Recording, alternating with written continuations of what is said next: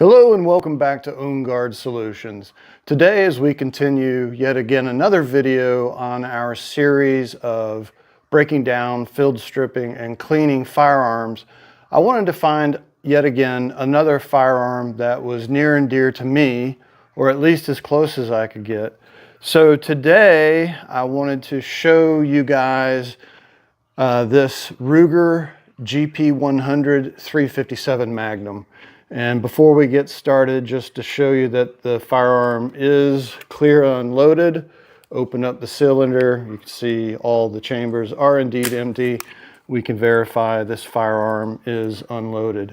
So why a Ruger GP100 when there's so many 357 Magnums on the market? Well, as I've mentioned in other videos, I really am a big fan of Ruger and always have been. But the reason why I wanted to show you guys a GP100 is because it is what effectively has replaced the Ruger Security 6 357 Magnum. The Ruger Security 6 was the predecessor to the GP100, and the GP100 now has been around since, if memory serves, I believe 1986. And they did a lot to it. Apparently they reworked some of the trigger mechanisms. They put a different lockup compared to the Security 6. And then the barrel and the overall frame was beefed up over the Security 6. And I don't think the GP100 initially was meant to be a direct replacement for the Security 6, but it wound up doing just that. So why is the Security 6 near and dear to my heart? Well, when I was growing up, and I can't even remember when he got it initially, but it was way back in the day, my dad had a Ruger Security 6 with a 6-inch barrel on it, just like this one, when I was a kid. And he and I would go and shoot that thing fairly regularly. And it was one of the guns that we actually reloaded for. We reloaded 38 specials and 357 Magnums so we could keep shooting this thing at a cheaper price. And we shot it a lot. And the Security 6 was a very reliable revolver and super accurate. Even as a kid, I can say that that firearm was very, very accurate. So because it has connections to my father, that's why the Ruger Security 6 is special to me. Well, occasionally you'll see a used Security 6 come through a gun shop, and it could be in varying conditions. So, the best thing you can do, the closest you can get reliably, is get yourself a GP100. You can't go wrong with them. I think Ruger has formally, officially discontinued supporting the Security 6, so the GP100 is really the way to go. They have a lot of configurations for this GP100.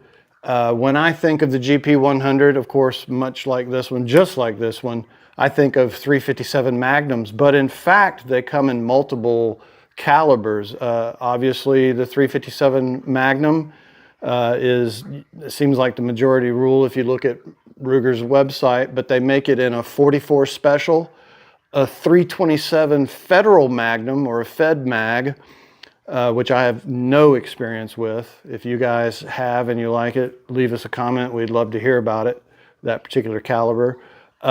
They make it in, I mentioned the 44 Special. They actually make it in a 10 millimeter as well. And believe it or not, they make the GP100 in a 22 Luger, which I was surprised to see. So they make just about any caliber that you would want to have in this. And of course, the nice thing about the 357 Magnum is you can also shoot 38 specials through it, which I mentioned a minute ago. It comes in, of course, the 6-inch barrel configuration, but they may also make a 2.5, a 3, a 4.2 inch. Why not 4 1/4? I don't know. Save steel, I guess. 4.2 inch. A 5-inch in addition to this 6-inch. The grips, they have several configurations there. They have this Hogue mono grip, which happens to be on this particular GP100. It's super comfortable in the hand. It fits in the palm really good. Of course, the finger grooves help with that some. And you know, it's safe to say you probably would want to have medium to larger hands for this Hogue mono grip to be right for you, but who knows until you try it out. They also make a rubberized grip with hardwood inserts on either side. You'll see a cutout with a little hardwood panel. They make hardwood, including a walnut grip for some of their models.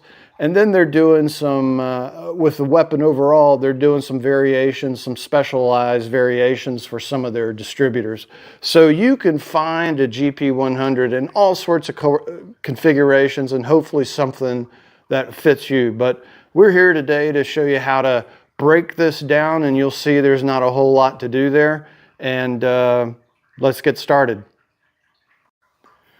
Here we are with this Ruger GP100 357 Magnum revolver, 6-inch barrel, Hogue monogrip grip on it.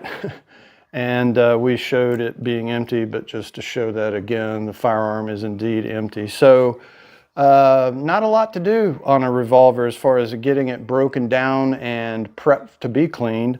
Of course, if you know what you're doing, you can get in here and break down the trigger and all the mechanism, you know, take the grip off, get in there and really work on all of that, clean it up as best you can, etc. Of course, you do not need to do that to clean it, and you certainly should not get inside of any revolver unless you know what you're doing. And so if you need to do that, or if there's something wrong with the firearm, get it to a qualified, certified gunsmith, or if you know you're within warranty of the manufacturer, get it back to them so they can look at it. If you think something is wrong with the timing, the trigger, any of the springs, etc., leave that to the professionals. I will say I have had to work with Ruger a couple of times in their customer service, and they've been great to me with super fast turnaround times. I had to actually send a revolver back to Ruger once, and they took care of it, and I think I had it back in less than 2 weeks. So Ruger has had, at least in my experience, I'm hoping they're the same, has fantastic customer service. So another reason to like Ruger. But the firearm's empty, and so what are we going to do to clean this thing? Today, I'm not actually going to clean this firearm. As you can see, it's fairly clean already, but I just want to go through the motions with you. Like any other firearm, you have the option of using a cleaning rod like this one or similar. I've got this one outfitted with kind of this metal spiral spring to get into the barrel and really clean it out. Of course, you can't go in from the chamber side. So when you're using a cleaning rod with a pistol, you're going to need to come in from the barrel side. And as we talked about, ironically, in the cleaning video we did on the Ruger 10/22 22 caliber, you need to take a special care to watch how you're feeding the cleaning tools and the cleaning rods through the muzzle into the barrel, because you don't want to damage the crown of the barrel there, which is the last point the bullet touches as it exits the barrel from the muzzle, and that's just the edge or the lip, as you're seeing there, hopefully, as I'm pointing out. And you know, if that gets scratched up or even small burrs in it, as that bullet leaves the barrel, it can affect its trajectory. And even if it's slight, if the crown gets too terribly damaged, it can affect the accuracy of your firearms. And that holds true whether you're talking about a rifle like that 10/22 that we talked about originally, or you're talking about a pistol, in this case, this Ruger revolver. So just something to keep in mind. If you want to avoid that and still have a tool that does an excellent cleaning job, is invest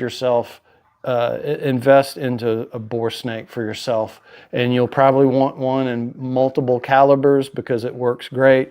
This is no exception. You take the weighted end, you feed it through the chamber end of the barrel. Do that real quick just to show you that as it comes through. It's easier if you put the rope side, as I call it, on the opposite end to better feed it through, and then you're just pulling it through.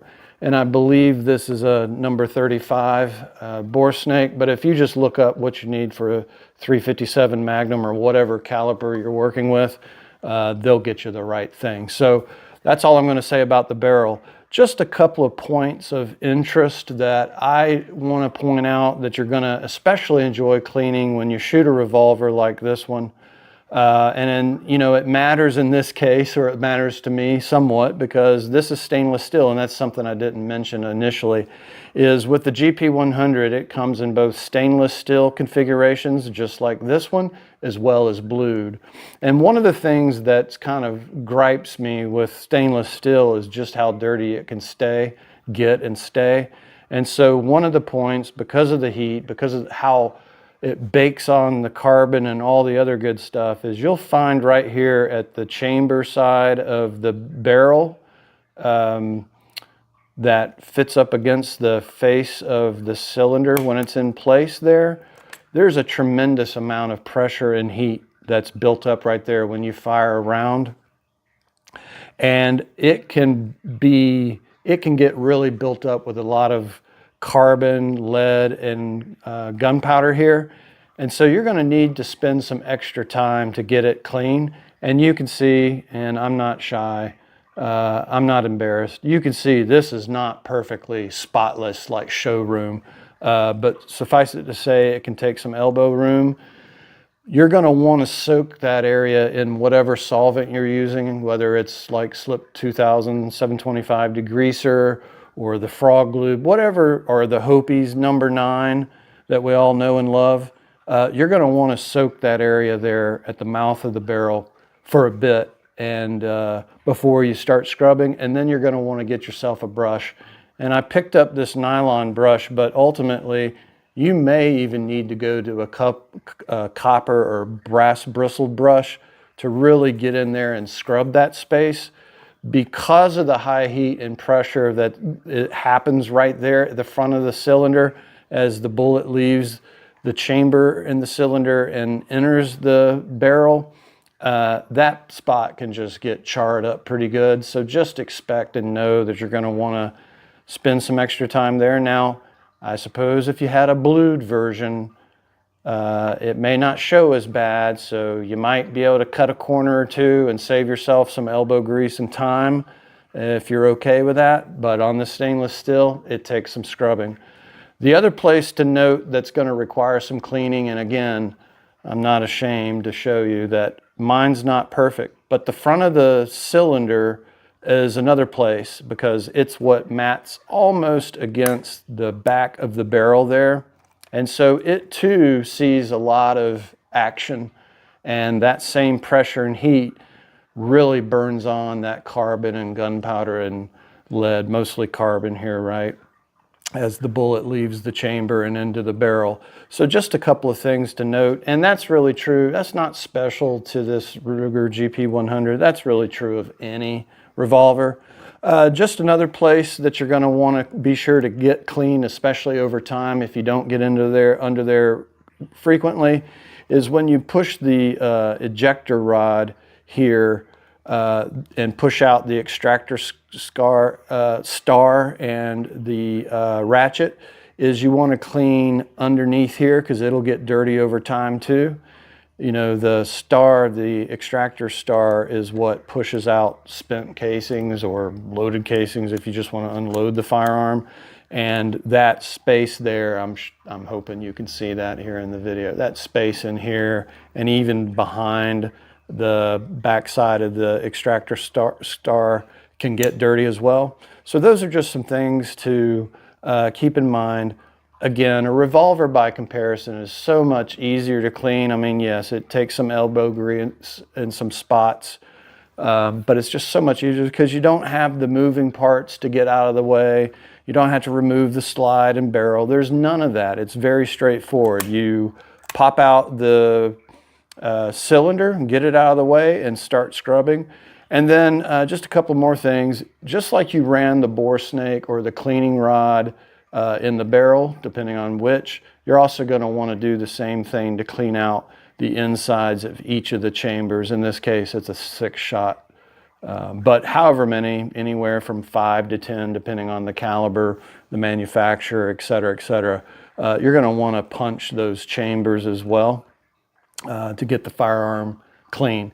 And then, like any other firearm, you're going to want to give this thing a good wipe down with, you know, your choice of grease like Rig or an oil, or, you know, there's so many good CLPs on the market today, whether it's the frog lube, liquid frog lube, or the frog lube paste. I would heat this up slightly with a heat gun and paint on that frog lube paste. For me, it does really well. But even something like the Slip 2000 gun lube is good. And like I said, there's so many different CLPs now on the market to get this thing, you know, coated and protected. Personally, I've never spent a lot of time worrying about the lubrication of the revolver. If I did anything, I might put some oil in here to make sure my extractor rod is, my ejection rod is working as smoothly as possible, and my cylinder is spinning. Other than that, I'm not really concerned about getting too much oil or lubrication all over this thing. And, you know, certainly like any other firearm, I don't want to overdo that. Just one more thing while I'm thinking of it here, and then we're a wrap on this thing already, if you can believe that. First time in history of these videos. The Ruger GP100 is both a single and a double action. So double action means I can simply pull the trigger and it does two things. It both cocks the hammer, as you can see it starting to go here, and it also drops the hammer and fires the firearm. Or it's single action, meaning I manually cock the hammer myself. You saw the chamber spinning. And then when you pull the trigger, it just drops the hammer to discharge the firearm. When it's in single action state, when the hammer is back, it can be a lot easier to shoot because the trigger pull is very, very light with the hammer back on these, versus when it's double action, it can be kind of heavy to pull. And that's just something to note with the single double action revolvers. And again, that's not specific to the Ruger GP100, but just something I wanted to point out. And as far as the cylinder release on a Ruger, all Rugers, at least all that I'm aware of, all have more of this push button style release for the cylinder, versus something like a Smith has more of, it's still a pushing motion, but it's more of a slide. This is more, I'd say, closer to being an actual button for the cylinder release. And that's all I have for you. So we'll pretend that I've scrubbed the heck out of this thing and it's now spotless. I will wipe it down before returning it back to its home. But if you've liked what you've seen here, and or this has been helpful for you working with GP100s or really any revolver, be sure to like this video down below. And if you haven't yet, subscribe to our channel. It'll update you to let you know when we put out new videos. These are not the only ones we're doing. We're still just getting started here on YouTube, and hopefully look to grow our channel and put a whole lot more videos out on a whole lot of different subjects. So subscribe. Thank you for watching. We appreciate it, and we'll see you soon.